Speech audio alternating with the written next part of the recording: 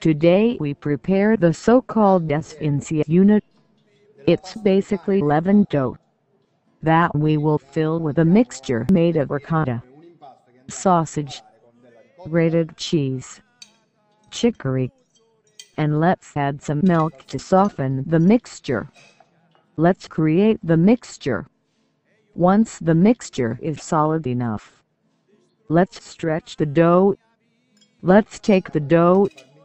Let's begin to stretch it. Once the dough is stretched, we can add the condiment. But before, let's stretch some more dough in the same way. Let's season now the esfinsia unit. Let's use in this way the fork. And now let's prepare the second esfinsia unit. Let's cut the dough. And after having cut the dough, let's insert the condiment. And after, let's close the esfinsia unit. And let's use the fork in this way. The fork must be used to close well the esfinsia unit. And then let's put in the pan with some hot oil. Let's fry topped with some small ricotta pearls. Let's cook until the esfinsia unit will be well fried. Once fried, let's put the esfinsia unit on the plate, making drain them from the oil. And then let's complete the dish with some small ricotta pearls. The dish is ready. The esfinsia unit is ready.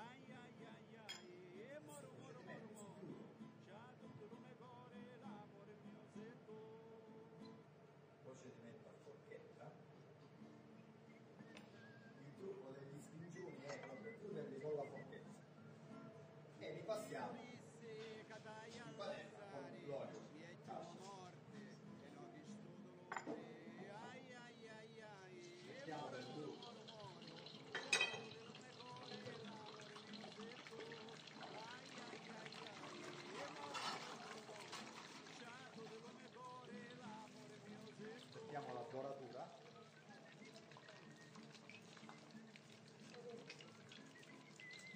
Una volta dorato, li adagiamo sul piatto. Facciamo asciugare l'olio.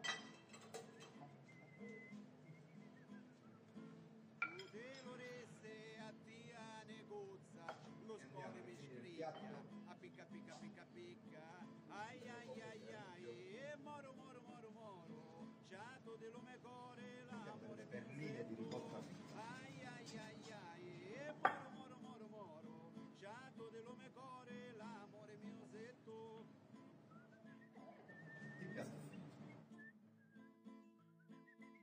Spongione è pronto, buon appetito!